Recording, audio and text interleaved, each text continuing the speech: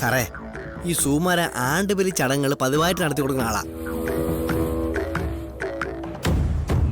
സുഭദ്രാമ മരിച്ച നാളും തിഥിയും കൊടുത്തു കഴിഞ്ഞാൽ ഇനി ഈ കാശും കൂടെ കൈമാറി കഴിഞ്ഞാൽ സാറ് നാളെ അവിടെ ചെന്ന് ഇരുന്ന് കൊടുത്താൽ മതി. ഗർഭമോതിരം തൊട്ട് തിലഹോമം വരെയുള്ള സകല ചടങ്ങുകളും സുകുമാര സാറിനെ കൊണ്ട് ജയിച്ചോളും. മേഘനാഥ,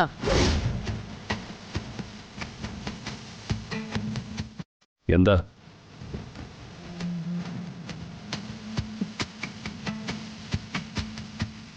അല്ല, ഞാൻ ചില തമാശകളൊക്കെ കേട്ടല്ലോ. അതിലൊക്കെ വല്ല വാസ്തവം ഉണ്ടോന്ന് അറിയണം എനിക്ക്. മറ്റുള്ളവർ പറയുകയും കേൾക്കുകയും ചെയ്യുന്ന കാര്യങ്ങൾ ഒളിഞ്ഞു നിന്ന് കേൾക്കുന്ന ശീലം എനിക്കില്ല. എന്താ തമാശയെന്ന് പറഞ്ഞാൽ മറുപടി പറയാം, അത്രേ ഉള്ളൂ. അല്ല, 7-8 വർഷം മുൻപ് നീ കൊന്നുകളഞ്ഞ നിന്റെ ഭാര്യയുടെ ശ്രാദ്ധം കൂട്ടാനോ ബലിയിടൽ ചടങ്ങ് നടത്താനോ ഒക്കെ നീ തന്നെ മുന്നിട്ടിറങ്ങുകയാണെന്ന് കേട്ടു. നീ സുഭദ്ര മരിച്ച നാളും തിഥിയുമൊക്കെ അന്വേഷിച്ച കാര്യം ജ്യോത്സ്യം വിളിച്ച് പറഞ്ഞതാ. കേട്ടത് സത്യമാ. ഇതിലെന്താ ഇത്ര തമാശയെന്ന് മാത്രം മനസ്സിലായില്ല. ആരാച്ചാര് തന്നെ ഇരയ്ക്ക് സദ്യ ഒരുക്കുന്നതിലെ തമാശ. അല്ലെങ്കിൽ തന്നെ ഒരാൾ മരിച്ച് സഞ്ചയനത്തിനും അടിയന്തരത്തിനും ബലിയിടലിനുമൊക്കെ ഓരോരോ സമയങ്ങളുണ്ട്. തോന്നുംപടി തോന്നിവാസത്തിന് ചെയ്യാവുന്ന സംഗതികളൊന്നും അല്ല അത്. അത് നിങ്ങളുടെ തള്ളിയിലൂടെ മാത്രമേ ലോകകാര്യങ്ങൾ നടക്കൂ എന്ന ചിന്തയുള്ളതുകൊണ്ടാ. വേണ്ടത് വേണ്ടതുപോലെ അന്വേഷിച്ച് കൃത്യമായി കാര്യങ്ങൾ ചെയ്യാൻ മറ്റുള്ളവർക്കും പ്രാപ്തിയുണ്ട്. ഞാൻ കർക്കിടക വാവുബലിയൊന്നുമല്ല നടത്തുന്നത്, സുഭദ്ര മരിച്ച നക്ഷത്രവും തിഥിയും വച്ചിട്ടാ. മരണശേഷം കർമ്മങ്ങളൊന്നും കൃത്യമായി ചെയ്യാത്തതുകൊണ്ട് ആത്മാവ് അശാന്തയാണ്. അത് പ്രശ്നം വെച്ചപ്പോൾ തെളിഞ്ഞതാ. അതിനാ ഞാൻ മണിച്ചനെ കൊണ്ട് ജ്യോത്സ്യനെ കണ്ടത്. നാളെ തന്നെ പൂർത്തിയാകാതെ പോയാൽ മരണാനന്തര കർമ്മങ്ങളെല്ലാം നടത്തും. പ്രധാന ചടങ്ങുകൾ ശ്രാദ്ധമൂട്ടും ബലിയിടലുവാ. സുകുമാരൻ എന്നൊരാളെ മണിച്ചൻ ഏർപ്പാടാക്കിയിട്ടുണ്ട്. ബലിയിടുന്ന ചടങ്ങുകൾ ഏർപ്പാടാക്കുന്ന ആളാ. ഓ, അപ്പൊ നീ എല്ലാം തീരുമാനിച്ചുറപ്പിച്ചു തന്നെയല്ലേ? അക്കാര്യത്തിൽ അമ്മയ്ക്ക് ഒരു സംശയവും വേണ്ട. എന്തിനാ നീ വേഷം കെട്ടലൊക്കെ കാണിക്കുന്നതെന്നാ എനിക്ക് മനസ്സിലാവാത്തെ. എല്ലാം എന്റെ രാധയ്ക്ക് വേണ്ടിയാ. അവളെ എന്നെ അകറ്റുന്നത് മറ്റാരുമല്ല, സുഭദ്ര തന്നെയാ. അവളുടെ ആത്മാവിന് മോക്ഷം കിട്ടി പരമപദം പൂകിയാൽ മാത്രമേ ഭൂമിയിലെ ഞങ്ങളുടെ ജീവിതം ഇനി ഗതി പിടിക്കൂ. അതിന് ഇത്രയൊന്നും പാടുപെടേണ്ട കാര്യമില്ല. ആദ്യം തന്നെ നീ ആ രാധയെ മനസ്സിൽ നിന്നെടുത്ത് കള. അതോടെ നിന്റെ കഷ്ടകാലം തീരും. ആഹാ, എന്നിട്ട് വീണ്ടും നിങ്ങളുടെ വിനീത വിധേയനായി കാൽച്ചുവട്ടിൽ വാലും ചുരുട്ടി കിടക്കണമായിരിക്കും മേഘനാഥൻ. അമ്മമാര് പറയുന്നത് കേട്ട് ജീവിച്ച ഒരു മക്കളും നശിച്ചു പോയിട്ടില്ല. ആഹാ, അമ്മമാരില്ലാതെയും മക്കളൊക്കെ ജീവിച്ച് വിജയിച്ചിട്ടുണ്ട്. അപ്പോ നീ വീണ്ടും അടുത്ത അംഗത്തിന് തയ്യാറായി ഇറങ്ങുമല്ലേ? അതെ, രാധ എന്റെ കയ്യിൽ കിട്ടുന്നത് വരെ യുദ്ധം തുടരാൻ തന്നെ എന്റെ തീരുമാനം. ഞാൻ വിചാരിച്ചാൽ ഇത് മുടക്കാൻ കഴിയുമെന്ന് മറക്കരുത്. ഒരിക്കലുമില്ല. അതിനുള്ള സമയം ഞാൻ നിങ്ങൾക്ക് തരില്ല എന്നർത്ഥം. നാളെ തന്നെ ഞാൻ ആ ബലിയിടൽ ചടങ്ങുകളൊക്കെ പൂർത്തിയാക്കും. ശ്രാദ്ധമൂട്ടൽ ചടങ്ങ് നടത്തും. പിന്നെ ഈ ലോകത്തെ ഒരു ശക്തിക്കും എന്നെ എതിർക്കാൻ പറ്റാതെയാകും. രാധയെ ഞാൻ എന്റെ കൈവെള്ളയിലാക്കിക്കൊണ്ട് നടക്കും. മണിച്ച, നീ പോയി ബാക്കി ഏർപ്പാടുകളും കൂടി പൂർത്തിയാക്കുക. എന്നിട്ട് വന്നാ മതി.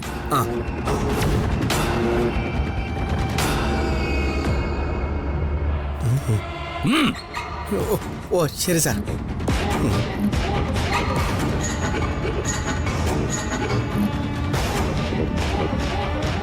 നാളെ സുഭദ്രയുടെ ബലിയിടൽ ചടങ്ങ് നടത്തുമെന്നുള്ള കാര്യം ഉറപ്പാ. തടയാമെങ്കിൽ തടഞ്ഞു നോക്ക്. അപ്പൊ കാണിച്ചു തരാം ഈ മേഘനാഥൻ ആരാണെന്ന്.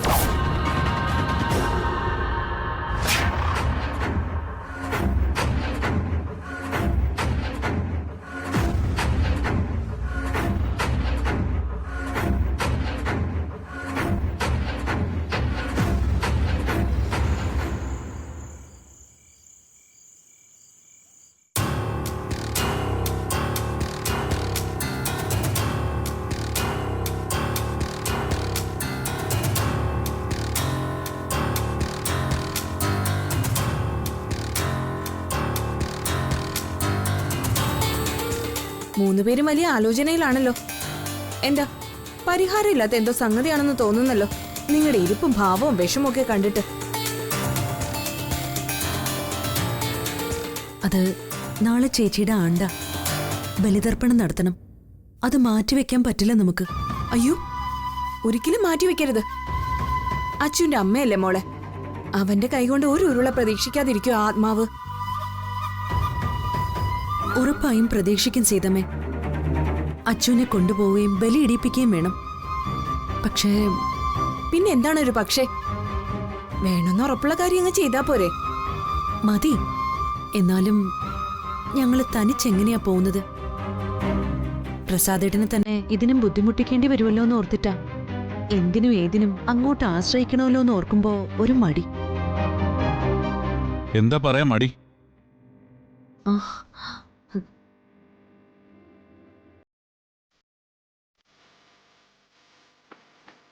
പറയാഞ്ചലി, എന്ത് കാര്യം പറയാനാ തനിക്ക് മടി? എനിക്ക് മനസ്സിലായില്ല. ആ, അത് ഒന്നുമില്ല പ്രസാദേട്ടാ. സ്വന്തം ചേച്ചിയുടെ ആണ്ടിന് ബലിയിടണം, അതല്ലേ കാര്യം? അച്ഛനെ കൊണ്ട് ക്ഷേത്രത്തിൽ പോണം. അവന്റെ അമ്മയുടെ ആത്മശാന്തിക്ക് വേണ്ട കർമ്മങ്ങൾ ചെയ്യിക്കണം. ഇത്രയും പ്രധാനപ്പെട്ട ഒരു കാര്യം എന്നോട് പറയാൻ മടി കാണിക്കുന്ന എന്തിനാ? ഞാൻ അത്രയ്ക്ക് അന്യനാണോ നിങ്ങൾക്കൊക്കെ? അങ്ങനെയല്ല, പ്രസാദേട്ടന് ബുദ്ധിമുട്ടാവൂലെന്ന് കരുതിയിട്ടാ ചേച്ചി. ആ, അതാ ഞാൻ ചോദിച്ചത്. വെറും ഒരു അന്യനായിട്ടാണോ എന്നെ കാണുന്നതെന്ന്. അടുപ്പവും ബന്ധവും ഉള്ളവരോട് നമ്മൾ ആവശ്യങ്ങൾ പറയാൻ പേടിക്കരുത്, മടിക്കരുത്. അതില്ലാത്തവരുടെ മുമ്പിൽ കാര്യങ്ങൾ അവതരിപ്പിക്കാനാണ് ഇതുപോലുള്ള ഉത്ഭയവും ജാള്യതയൊക്കെ കാണിക്കേണ്ടത്. അഞ്ജലി ശ്രദ്ധിച്ചോന്നറിയില്ല, നാളത്തെ ഡേറ്റിൽ നമ്മൾ ഇവന്റ്സിന്റെ ഓർഡറുകളൊന്നും സ്വീകരിച്ചിട്ടില്ല. എന്തുകൊണ്ടാണെന്ന് അറിയോ അത്? ആ, ആ.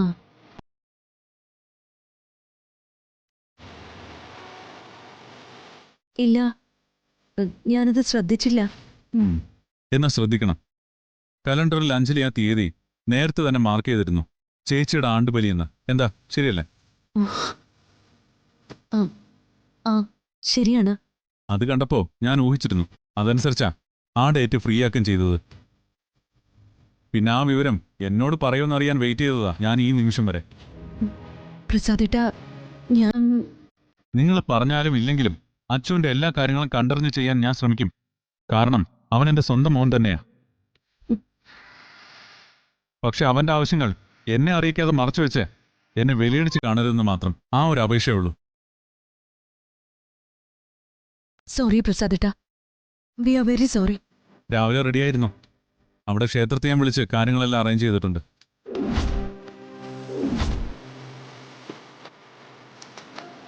കുന്നുംപാറ ക്ഷേത്രത്തിന് കീഴെയുള്ള കടൽത്തീരത്ത ബലിതർപ്പണം.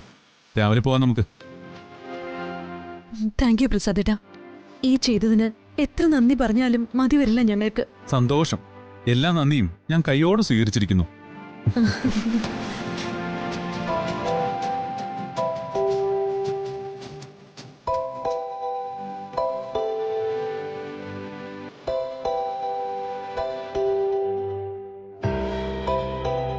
ഒരു മിനിറ്റ്, ഞാനിപ്പോ വരാം.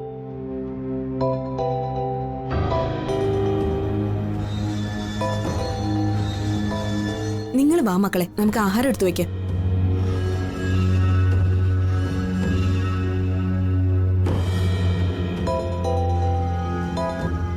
ഹലോ. രാധേ, കേൾക്കാൻ പറ്റുന്നുണ്ടോ ഞാൻ പറയുന്നത്? കേൾക്കാം. എന്താ വേണുവേട്ടാ വിളിച്ചത്? പറഞ്ഞോളൂ. എനിക്കൊന്ന് രാധയെ നേരിൽ കാണണമല്ലോ. അത്യാവശ്യ കാര്യം പറയാനുണ്ടായിരുന്നു. ഞാൻ അങ്ങോട്ട് വരട്ടെ? അയ്യോ, ഇങ്ങോട്ട് വരണ്ട. ഇവിടെ എപ്പോഴും ആള് കാണും. അന്ന് രാത്രി തന്നെ ഈ നടയിൽ വന്നത് റിസ്ക് ആയിരുന്നു. ഏതായാലും ഒരു കാര്യം ചെയ്യാം നമുക്ക്. നാളെ സുഭദ്രേച്ചിയുടെ ആണ്ടുബലിയാ. ഞങ്ങള് കുന്നുംപാറ ക്ഷേത്രത്തിലേക്കും കടൽ തീരത്തേക്കും പോകുന്നുണ്ട്. വേണുവേട്ടിന് അവിടേക്ക് വന്നാ മതി. ആരുടെയും കണ്ണിൽപ്പെടാതെ ഞാൻ അവിടെ വന്ന് സംസാരിച്ചോളാം. ശരി, അങ്ങനെ ആയിക്കോട്ടെ. ശരി.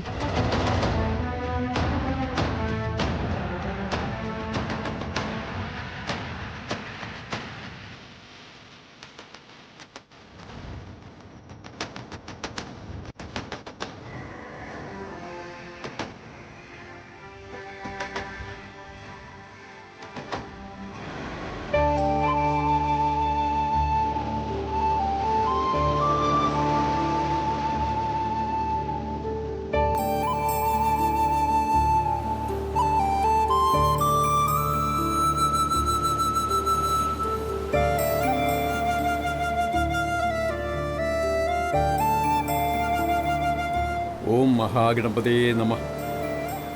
ഓം നമോ നാരായണായ നമഃ. ഓം നമോ വാസുദേവായ നമഃ. ഓം നമോ ഒന്നുമില്ല. മഹാദേവായ എന്റെ മോൻ നമഃ. പ്രാർത്ഥിച്ചു. ഓം നമോ നാരായണായ നമഃ. ഓം നമോ വാസുദേവായ നമഃ. കർമ്മം ചെയ്യുന്നയാൾ ഇവിടേക്ക് ഇരുന്നോളുക.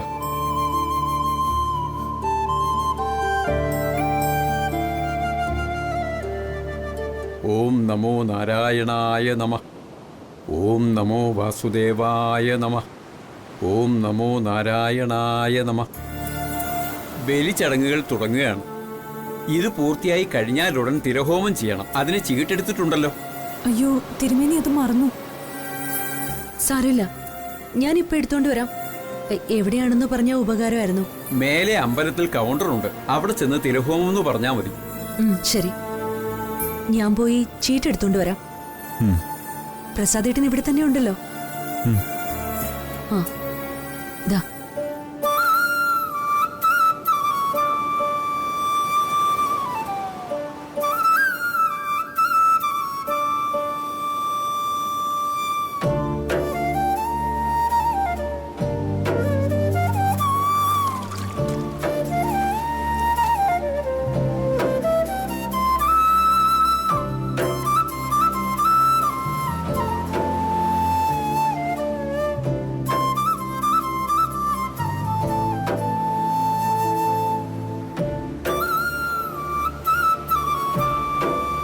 ഓം ഗംഗായേ നമ. ഓം ഗംഗായേ നമ. ഓം ഗംഗേച്ഛ യമുനേ ശൈവ യമുനേ ചൈവ ഗോദാവരി സരസ്വതി ഗോദാവരി സരസ്വതി നർമ്മദേ നർമ്മദേ സിന്ധു കാവേരി ജലേസ്മിൻ സന്നിധിം ഗുരു.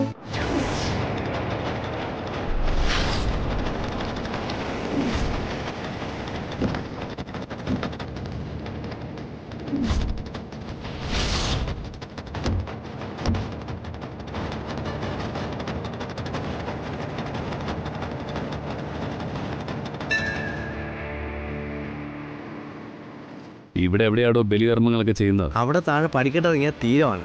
അവിടെ ശ്രാദ്ധകർമ്മങ്ങൾ ചെയ്യാം. നമുക്കിവിടെ തൊഴുതിട്ട് പോയാൽ മതി. അപ്പോഴേക്കും നമ്മുടെ ഏർപ്പാടാക്കിയ സുകുമാരനും എത്തും. നടക്ക്.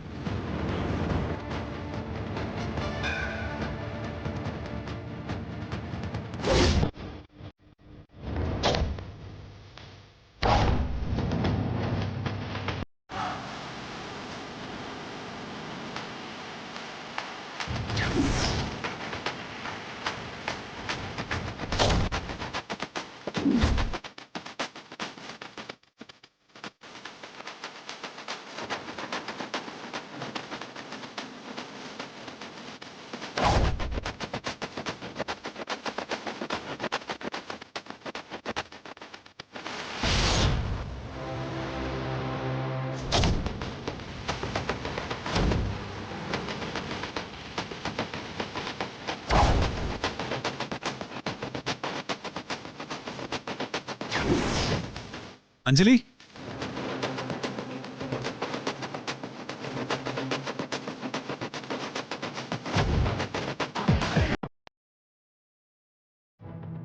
അഞ്ജലി തിരികെ പോയി അവിടെ നിന്നോളൂ. ഞാൻ പോയി ചീട്ടെടുത്തിട്ട് വരാം. അത് പ്രസാദേട്ടന് ബുദ്ധിമുട്ടാവില്ലേ? ഞാൻ പൊയ്ക്കോളാം. താൻ അവിടെ നിൽക്കുന്നത് അവർക്കൊരു ആശ്വാസമാവും. താൻ ചെല്ല്.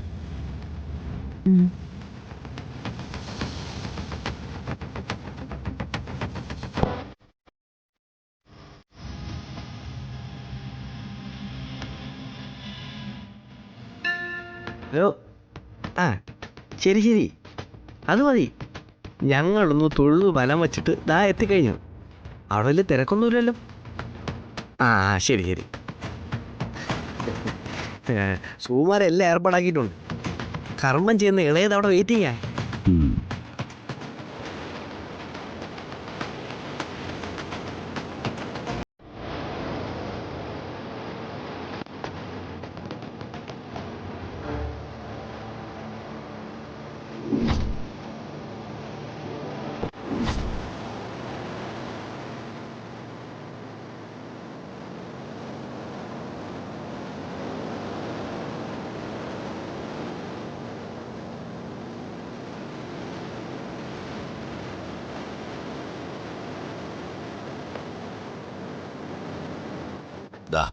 ശരി.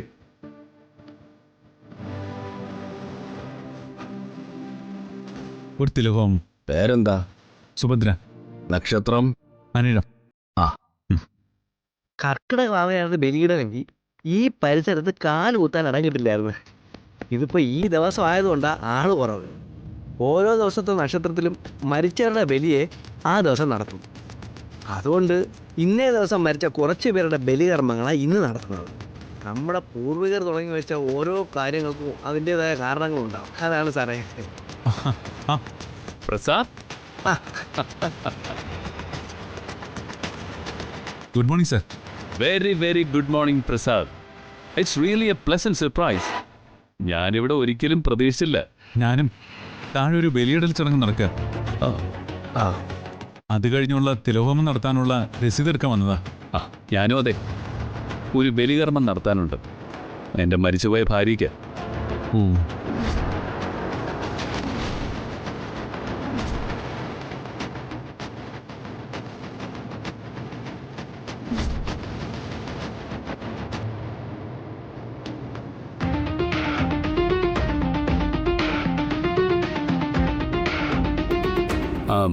ബൈ ദ ബൈ, പ്രസാദിനെ കാണുമ്പോൾ വലിയൊരു സോറിയും ഒരു താങ്ക്സും പറയാനുണ്ടായിരുന്നു.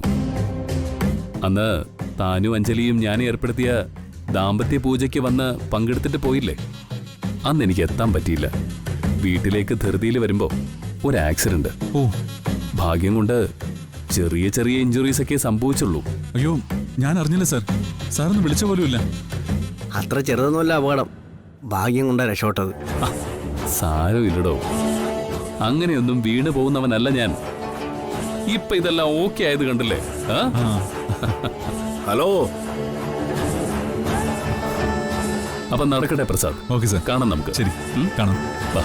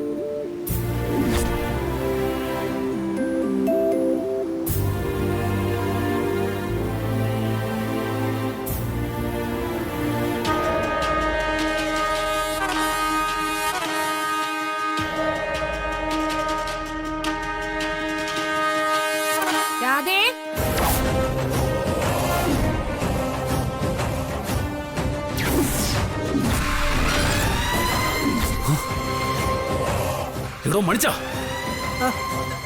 എന്താ സാറേ? വാ വാ. എന്താ എന്താ സാറേ? എടോ, രാധ രാധ അവിടെ എവിടെയോ ഉണ്ട്. സാറിന് വെറുതെ തോന്നിയതാവും. ഇല്ല ഇല്ലടോ, ഞാൻ കേട്ടു. അവൾ ഇവിടെ എവിടെയോ ഉണ്ട്. ആ പേര് വിളിക്കുന്നത് ഞാൻ കേട്ടതാ. അതാ, കേട്ടോ കേട്ടോ, അവൾ ഇവിടെ തന്നെ എവിടെയോ ഉണ്ട്. അതെനിക്ക് ഉറപ്പാ. രാധ ഇവിടെ വന്നിട്ടുണ്ട്. ഇവിടെ എന്തിനാ പറഞ്ഞത്? എടോ, ഇന്നല്ലേ സുഭദ്രയുടെ ആണ്ട്. നമ്മളെപ്പോലെ ആണ്ട് ബലിയിടാൻ കാശിയും കൊണ്ട് ഇവിടെ വന്നതാണെങ്കിലോ? അത് ശരിയാ, പെറ്റമ്മയ്ക്ക് ബലിയിടാൻ വരാനുള്ള ചാൻസ് ഉണ്ട്. അതാ ഞാൻ പറഞ്ഞത്. അവരും നമ്മളെപ്പോലെ ബലിയിടുന്നതിന് മുമ്പ് ക്ഷേത്രത്തിൽ തൊഴാൻ വന്നതായിരിക്കും.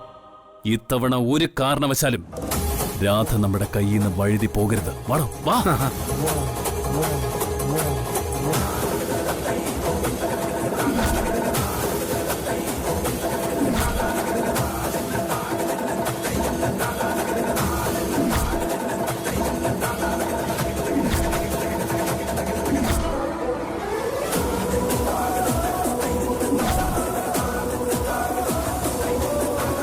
ഇവിടെയൊന്നും ഇല്ലല്ലോ സാർ.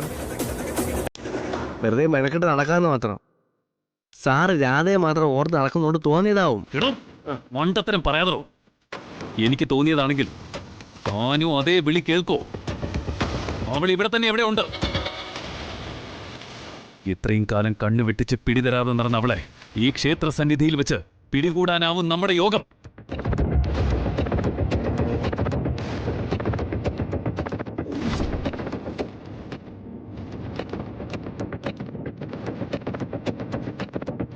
രാധേ,